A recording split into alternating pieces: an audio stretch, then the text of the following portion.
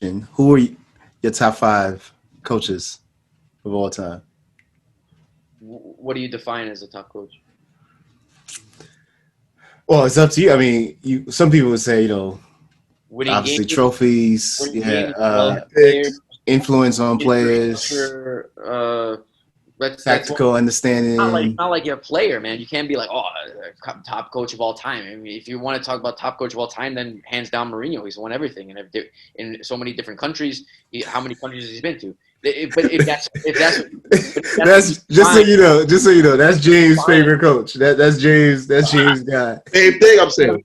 Yes. If that's what you define as a coach, winning things, then Mourinho hands down. There is no other. Who else? He's been to. He won the Champions League with Porto, man. He won the Champions League with Inter Milan. He won the league in England. He won the league in Italy. He won the league in Spain. He won the league in Portugal. But for me, probably but then it also goes to coaches that transcended football. Yeah. Wenger, absolutely. Mm-hmm. I think without Arsene Wenger, football would be not where it is today. Mm-hmm. Also, the players he developed is unreal. I don't think anybody realizes how crazy that was, what Wenger actually did in regards to player development. And then if you want to talk about Alex Ferguson, the culture that he instilled at Manchester United, now you see how difficult they're having it now. So how crazy it was to actually say what he was doing. For me, Marcelo Bielsa is probably the most brilliant coach. Successful, obviously not, but I think he influenced the entire generation that came after him.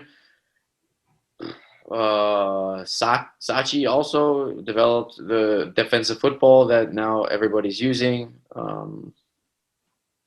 It's a difficult question. You notice I didn't say Guardiola. He's good, but for me he's not like one of the all-time greats. He had all-time great players.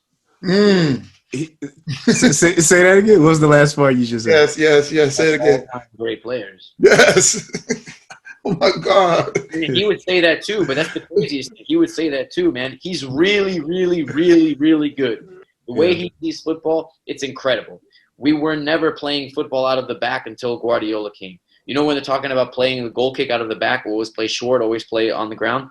Guardiola started doing that, putting the center backs here back, putting the wing backs forward, putting the center mids in the middle. Also the one with outside backs pushing in during build up play and stuff like that. He did that, but if he didn't have the unbelievable players that he had, he wouldn't be able to do that.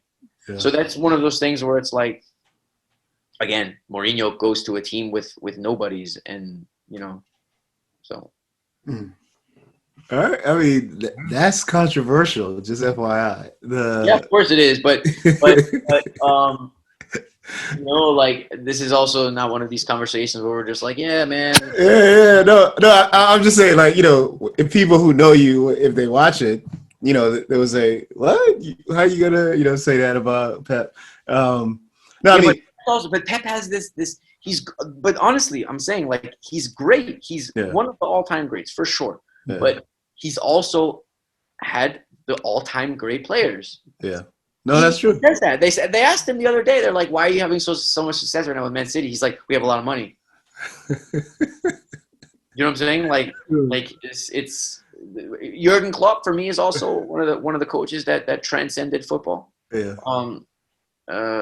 Just because of the whole pressing thing and everything like that, and how he saw football with the rock and roll football, as you like to call it, and stuff, and the aggressive pressing, and with pressing triggers, not trying to just win the ball directly, but win the ball after the pressing the third man or the second man.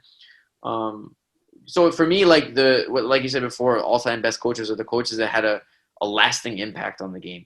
Guardiola had a lasting impact on the game, so he's obviously up there, but he's not, for me personally, my top coach.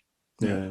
No, that makes sense. Have you studied Cruyff at all? Absolutely. Shit, bro.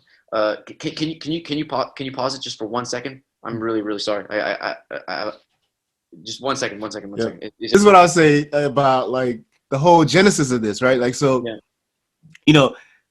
if I'm sure you remember this, especially when if you go back home right now and in that community with the Haitians and Jamaicans, etc. After you played a pickup game or whatever, you spent like another hour, 2 hours on the sideline talking about the game. Like about and so. With Haitians and Jamaicans is always difficult, man. I know. It's more argument. It's just like like trust me, I know that whole. But no, I mean, so it's like there's there's a the energy that comes out when people talk about football. Yeah, especially people who like I think you brought this up earlier when you were saying when you coach, if there's folks who try to take on a fake personality as a coach, and the kids the kids can read it, etc., etc. But it's it's the same thing, and what I find is like actually to your point, like guys and girls who actually are really about the game and and development and all this kind of stuff. They can do this. Like we could talk for days. You know what I mean? Yeah. But the ones, a different kind of energy comes out, and you just forget about where you are, what you're doing. Yeah. But like the ones who are faking it, like you said, like they're trying to take on a certain personality. Like I want to be Pep, or I want to be Club, or whatever it is, and haven't found their voice.